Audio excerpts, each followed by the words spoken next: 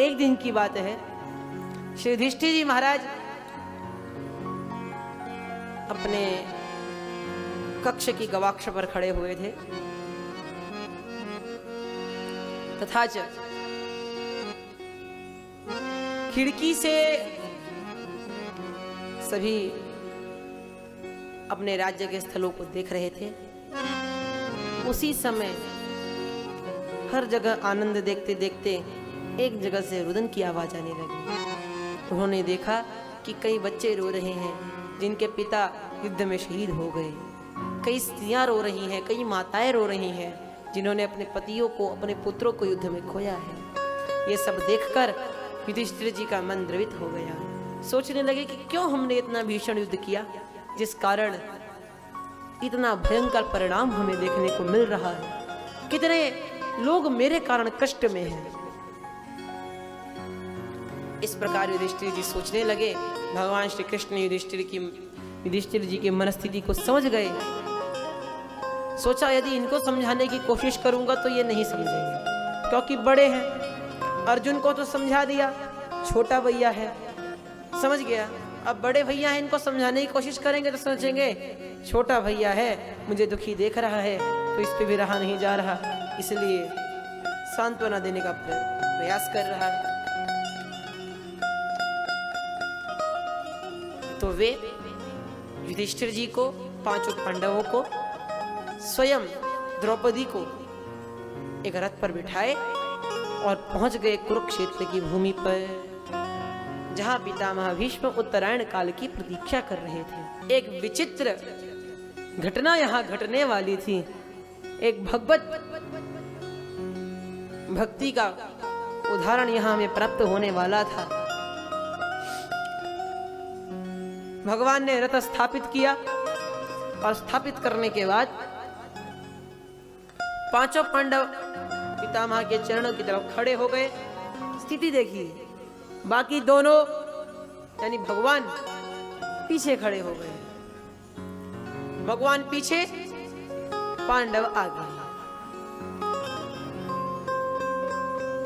पितामह भीष्म ने नेत्र खोले तो सबसे पहले अर्जुन पर दृष्टि गई तो पूछा, अरे अर्जुन, तेरा सारथी नहीं आया?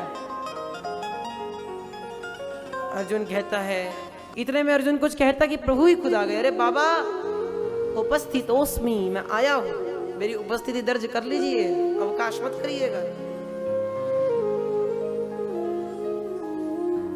बड़ी जोर से पितामह हंसते हैं और अर्जुन से पूछते हैं, अरे अर्जुन, जानते हो तुम ये कौन है? हाँ पितामह, मैं इनको क्यों नहीं जानता, ये हमारे मामा जी वसुदेव जी के पुत्र वासुदेव श्री कृष्ण हैं। बाबा कहते हैं, अरे अर्जुन, मैं जानता हूं तुम्हारे इनसे कितने नाते हैं। यम मन्यसे मातुलेयम प्रियम मित्रम सुहृत्तमम अकरो सचिवम दूतम सौहृदः सारथिम्। कभी इन्हें अपना रथ की लगाम पकड़ाकर तुम इन्हें अपना सारथी बना लेते हो, तो कभी इनके मित्र बन जाते हो, तो कभी मामा का बेटा बताकर इन्हें अपना भाई बना लेते हो, तो कभी राजपत्र देकर इन्हें अपना दूत बना लेते हो, तो कभी गीता का ज्ञान लेने के लिए इन्हें अपना गुरु भी बना लेते हो। तुम्हारे इनसे कितने नाते हैं, लेकिन वास्तविकता में ये कौन है तुम आज भी नहीं समझ पाए। प्रभु ने मन ही मन पितामह को इशारा दिया, प्रभु बाबा जरा देखिए। युधिष्ठिर जी महाराज को पितामह समझ गए। ओहो, युधिष्ठिर जी की ओर देखकर कहा, रे बेटा युधिष्ठिर, क्या बात, आज धर्म सम्राट का मुख क्यों उतरा हुआ है? युधिष्ठिर जी ने अपनी वृथा सुनाई। तब पितामह ने उन्हें सारे धर्मों का उपदेश दिया। दान धर्मान, राज धर्मान, मोक्ष धर्मान विभागशः, स्त्री धर्मान, भगवत धर्मान, समासभ्यासयोगतः। थोड़ा थोड़ा विस्तार करते हुए सभी धर्मों के बारे में बता दिया। जो ही स्त्री धर्म बताने लगे द्रौपदी जी को हंसी आ गई। कारण पूछा तो उन्होंने कहा, पितामह जब आज आप इन्हें स्त्री धर्म बता रहे हैं, ये स्त्री धर्म तब कहाँ चला गया था जब द्यूत सभा में मेरे साथ दुराचार हो रहा था। तब पितामह कहते हैं, देवी उस समय मैंने दुर्योधन का अन्न खाया था।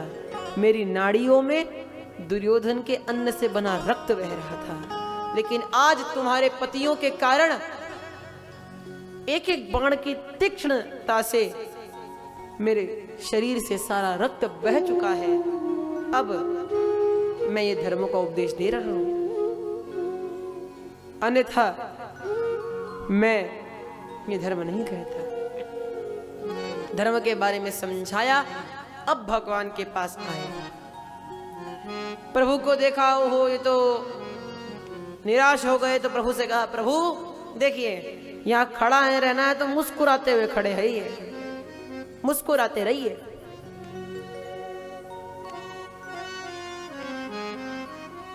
मुझे आपकी लटकी हुई सूरत नहीं देखनी। जब तक मुस्कुराते रहेंगे तब तक हमारा हृदय भी प्रसन्नता से रहेगा। जब तक मैं न कहूं तब तक यहां से जाने का प्रयत्न न कीजिएगा। भगवान ने सोचा, भैया ये तो तगड़ी ड्यूटी लग गई, इन्हें तो इच्छा मृत्यु का वरदान है। यदि 1-2 साल भी इन्होंने जाने का प्रोग्राम कैंसिल कर दिया तो हमें तो कई साल तक ही खड़ा रहना पड़ेगा। भैया लोगों के हाथ पैर बैठने में भूल जाते हैं। 4 घंटे में देख लेता हूं कहीं कहीं आसन योग के दिख जाते हैं। तो इन्हें तो खड़ा रहना है, तो वैसे भी सोचेंगे।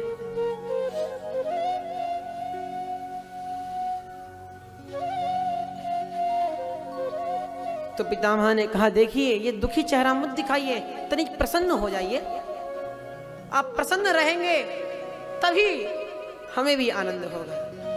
यहां देखिए एक भक्त भगवान को आदेश दे रहा है, सदैव देवो भगवान प्रतीक्षिताम कलेवरम यावदिदम हिरोम्यहम प्रसन्न हासारुण लोचनोल्लसन मुखाम्बुजोध्याय पतश्चतुर्भुजः। सदैव देवो भगवान प्रतीक्षिता, जिनके लिए बड़े बड़े देवी देवता ऋषि मुनि सदा लाइन में खड़े रहते हैं, प्रतीक्षा करते रहते हैं, उन भगवान को पितामह भीष्म जैसा भक्त लेटकर खड़े रहने का आदेश दे रहा है। ये केवल एक भक्त की ही सामर्थ्य हो सकती है। पितामह कहते हैं, प्रभु मैं जाने से पूर्व अपनी एक अंतिम इच्छा पूरी करनी चाहता हूँ। क्या इच्छा है बताइए। प्रभु मैं चाहता हूँ जाने से पहले मेरी पुत्री का विवाह हो जाए। पांडवों समेत भगवान हक्के बक्के रह गए। अरे प्रभु विवाह तो आपका ही नहीं हुआ, आपका ही विवाह नहीं हुआ तो आपकी पुत्री कहां से आ गई? हमें तो संदेह है। तो वो कहते हैं कि भैया मैं काली युगी नहीं हूं, मैं द्वापरी हूं, मैं द्वापर का हूं, मुझ पर संदेह मत करना। नीति संग्रहकार कहते हैं कि गुरु रग्निर्द्विजातीनां वर्णानां ब्राह्मणो गुरु पतिरेको गुरु स्त्रीणां सर्वस्याभ्यागतो गुरु। द्विज जातियों का अर्थात द्विज अर्थात ब्राह्मण, ब्राह्मण का गुरु है अग्नि, अन्य वर्णों का गुरु है ब्राह्मण। पतिरेको गुरु स्त्रीणां सर्वस्याभ्यागतो गुरु। जो स्त्रियों का एकमात्र पति ही उनका गुरु है और सर्वस्याभ्यागतो गुरु, और अतिथि सबका गुरु है। हमारे गुरुदेव उपहास में कहते हैं कि यहाँ पतिरेको गुरु स्त्रीणाम का मतलब है गुरु एवं स्त्रीणाम पति ही, जो आजकल लोग मानते आ रहे हैं। वास्तविकता में यह अर्थ नहीं है। अर्थ तो यह है कि पति ही एवं स्त्रीणाम गुरु, और हम क्या समझते हैं गुरु एवं स्त्रीणाम पति ही। दोनों में बड़ा अंतर है। गुरु ही एकमात्र स्त्रियों का पति, ये अर्थ नहीं है।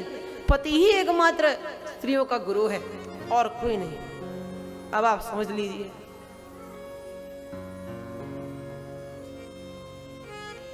तो यहां जगतपति को खड़े रहने का आदेश दिया और प्रभु से कहते हैं, प्रभु मैंने अपनी पुत्री अपनी मति को ही मान रखा है। अब यदि आप दो मुझे अनुमति तो मैं आपके चरणों में समर्पित कर दूं अपनी मति, जिससे मुझे हो जाएगी आपके चरणों में रति, मुझे मिल जाएगी सदगति। प्रेम से बोलिए राधे राधे। प्रभु आशय समझ गए। पितामह भीष्म का आज्ञा मिली, अपनी मति को प्रभु के चरणों में समर्पित कर कर एकादश श्लोकों में बड़ी सुंदर स्तुति गाई। पितामह भीष्म स्तुति कर रहे हैं। पुष्पिताग्र छंद है। भागवत में अनेक छंदों का प्रयोग हुआ है। मुख्य रूप से 29 छंद आते हैं, जैसे अनुष्टोप, आर्या, इंद्रवज्रा, इंद्रवंशा, उपेंद्र वज्रा, उपजाति, औपछंदसिक, नारकूट, विलंबित, पुष्पिताग्रा, प्रहर्षिणी, प्रमाणिका, भुजंग प्रयातम, मत्त मयूरम, मंजुभाषिणी, मंदाक्रांता, रुचिणा, राजहंसिका, वंशस्थ, वातूर्मी, वैताली, शार्दुल, विक्रीडित, शिखरणी, शालिनी, सरगधरा, सरगविणी, स्वागता, मालिनी इत्यादि। मुख्य रूप से ये 29 छंद है जिनका प्रयोग किया जाता है। और एक छंद होता है जो मूल पाठ कर रहे हो वो जानते हैं, 3 पंक्तियों का एक छंद है, 3 पंक्तियों का एक श्लोक। उस श्लोक को गाथा छंद में कहा जाता है। तो इस प्रकार भागवत जी में अनेक छंदों का प्रयोग किया है। यहाँ पुष्पिताग्रा छंद का प्रयोग उन्होंने किया। पुष्पिताग्रा छंद है क्योंकि सोचा भैया श्रद्धा सुमन अर्पित कर सकता हूँ, वहां तो पुष्प मिलने वाले नहीं है, कुरुक्षेत्र की भूमि है भैया। तो श्रद्धा सुमन अर्पित करने के लिए पुष्पिताग्रा छंद में बड़ी सुंदर स्तुति गाई।